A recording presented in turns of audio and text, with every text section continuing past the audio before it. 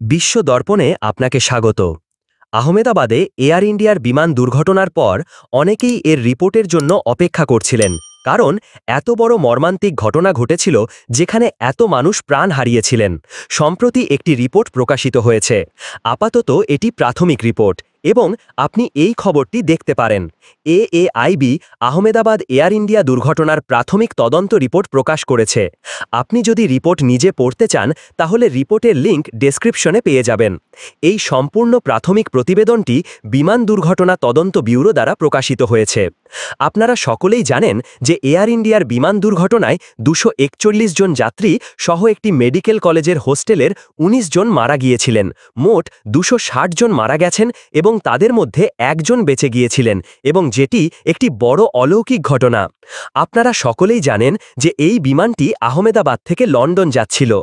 এই বিষয়ে যে রিপোর্ট প্রকাশিত হয়েছে তাতে প্রথমে বলা হয়েছে যে উড়ানের জন্য ছাড়পত্র পাওয়া যায় 8:08। এটি মূলত ইউনিভার্সাল টাইম, যা লন্ডনের সময়। ভারতীয় সময় অনুসারে এর সাথে প্রায় 5.5 ঘন্টা যোগ করেন, তাহলে এটি 1:38 হয়ে যায়। তাহলে 1:38-এ বিমানটিকে উড়ানের জন্য আহমেদাবাদ বিমানবন্দরে রানওয়ে 30-এর ছাড়পত্র দেওয়া হয়েছিল। তারপর কয়েক সেকেন্ড পরে এই বিমানটি উড়ান ভরে। এর কয়েক সেকেন্ড পরে উড়ানের সাথে সাথেই প্রথমত ইঞ্জিন 1-এর জ্বালানি নিয়ন্ত্রণ সুইচটি স্বয়ংক্রিয়ভাবে রান থেকে বিচ্ছিন্ন হয়ে যায়। যেহেতু এই এয়ার ইন্ডিয়া 171 বিমানটির 2টি ইঞ্জিন ছিল এবং যদি একটি ইঞ্জিন বিকল হয়ে যায় তবে অন্য ইঞ্জিনের এত ক্ষমতা থাকে যে বিমানটি সহজেই অবতরণ করতে পারে, কিন্তু এক্ষেত্রে প্রথম ইঞ্জিনের জ্বালানি নিয়ন্ত্রণ সুইচটি রান থেকে বিচ্ছিন্ন হয়ে যায়। এর অর্থ হল ইঞ্জিনটিতে জ্বালানি যাবার পথ স্বয়ংক্রিয়ভাবে বিচ্ছিন্ন হয়ে যায়। তার 1 সেকেন্ড পর, অর্থাৎ প্রথম ইঞ্জিনটি বিচ্ছিন্ন হবার সাথে সাথে দ্বিতীয় সেকেন্ডে দ্বিতীয় ইঞ্জিনের জ্বালানি নিয়ন্ত্রণ সুইচটিও বিচ্ছিন্ন হয়ে যায়, এবং যার ফলে উভয় ইঞ্জিনই মাঝাকাশে বন্ধ হয়ে যায়। এখানে প্রশ্ন হল, পাইলটদের প্রতিক্রিয়া কী ছিল? আপনি নিশ্চয়ই ব্ল্যাক বক্স সম্পর্কে শুনেছেন, এবং তবুও একটু বলি। বিমানে 2 ধরনের ব্ল্যাক বক্স রয়েছে। একটি হলো এফডিআর, ফ্লাইট ডেটা রেকর্ডার, যা ফ্লাইটের প্রযুক্তিগত বিষয়গুলির সাথে সম্পর্কিত সব তথ্য দেয়, এবং দ্বিতীয়টি যা অত্যন্ত গুরুত্বপূর্ণ তা হলো আপনার সিভিআর, অর্থাৎ ককপিট ভয়েস রেকর্ডার। এর থেকে আমরা জানতে পারি বিমানের ককপিটে 2 পাইলটের মধ্যে কথোপকথন, যেখানে উড়ানের সাথে সাথেই উভয় ইঞ্জিনের জ্বালানি বিচ্ছিন্ন হয়ে যাবার পরে পাইলট 1 পাইলট 2-কে জিজ্ঞাসা করেন, আপনি কি বিচ্ছিন্ন করলেন? অর্থাৎ পাইলট 2 ভেবেছিল যে পাইলট 1 এখানে জ্বালানি বন্ধ করে দিয়েছে, কিন্তু পাইলট 2-এর উত্তর ছিল, আমি তা করিনি। এর স্পষ্ট অর্থ হল উভয় পাইলট জানতেও পারেননি এই সুইচটি স্বয়ংক্রিয়ভাবে বন্ধ হয়েছিল। বিমানটি ওড়ার সাথে সাথেই কয়েক সেকেন্ড পরে আপনার 2টি ইঞ্জিনই বন্ধ হয়ে যায়, কারণ ইঞ্জিনে যে জ্বালানি পাওয়া উচিত ছিল তা পাওয়া যাচ্ছিল না, যার কারণে দুর্ঘটনাটি ঘটে।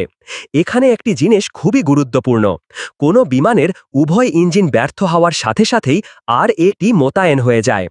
আরএটি মানে র্যাম এয়ার টারবাইন। বিমানের নিচে এই খুব ছোট জিনিসটির নাম র্যাম এয়ার টারবাইন। ধ্বংস হওয়া এয়ার ইন্ডিয়ার বিমানটি যখন উড়ছে, আপনি ভালো করে জুম করলে দেখতে পাবেন এখানে আরএটি মোতায়েন করা হয়েছিল। তাহলে এটিও প্রমাণ করে যে এয়ার ইন্ডিয়ার বিমানের 2টি ইঞ্জিনই ব্যর্থ হয়েছিল। দ্বিতীয়ত, যতদূর সম্ভাবনা দেখানো হচ্ছিল যে পাইলটের কোনো ভুলের কারণে এটি ঘটেছে কিনা, কিন্তু এরকম কিছুই নেই। ককপিট ভয়েস রেকর্ডার থেকে যে জিনিসগুলি বেরিয়ে এসেছে তা স্পষ্টভাবে দেখায় যে এখানে পাইলটদের কোনো দোষ নেই। কোনো বৈদ্যুতিক ত্রুটি থাকতে পারে কিংবা সফটওয়্যার কমান্ডের ত্রুটি থাকতে পারে। আসলে thrust liver, flap position, stabiliser সমস্ত গুরুত্বপূর্ণ টেকনিক্যাল জিনিস ঠিকঠাক ছিল, এবং ভয়েস রেকর্ডারে কিছুই পাওয়া যায়নি। বিষয়টি টেকনিক্যালিটির দিকে চলে গেছে। এখন প্রথমে দেখা হবে এখানে কোনো শর্ট সার্কিট ছিল কিনা, যার কারণে এই সুইচটি বন্ধ হয়ে গেছে। সফটওয়্যার কমান্ডে কিছু ভুল হয়েছে কিনা, ককপিট কনসোলের সুইচগুলিতে কিছু ত্রুটিপূর্ণ জিনিস পাওয়া গেছে। এখানেও দেখা হবে যে কোনো ধরনের সেন্সর মিসফায়ার হয়েছে কিনা। বোয়িংয়ের সফটওয়্যার আপডেটে কোনো সমস্যা ছিল কিনা তাও খুঁজে বের করার চেষ্টা করা হচ্ছে। বিমানটির শেষ রক্ষণাবেক্ষণটি মাত্র 3 দিন আগে করা হয়েছিল, তখন সেখানেও কোনো সমস্যা পাওয়া যায়নি।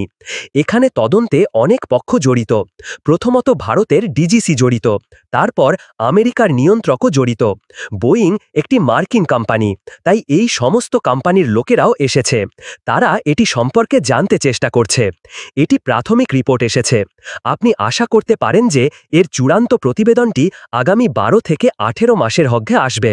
তাই দেখা যাক শেষ পর্যন্ত এই বিষয়ে কি হয়। এ বিষয়ে আপনার মতামত কমেন্ট বক্সে কমেন্ট করে জানাবেন।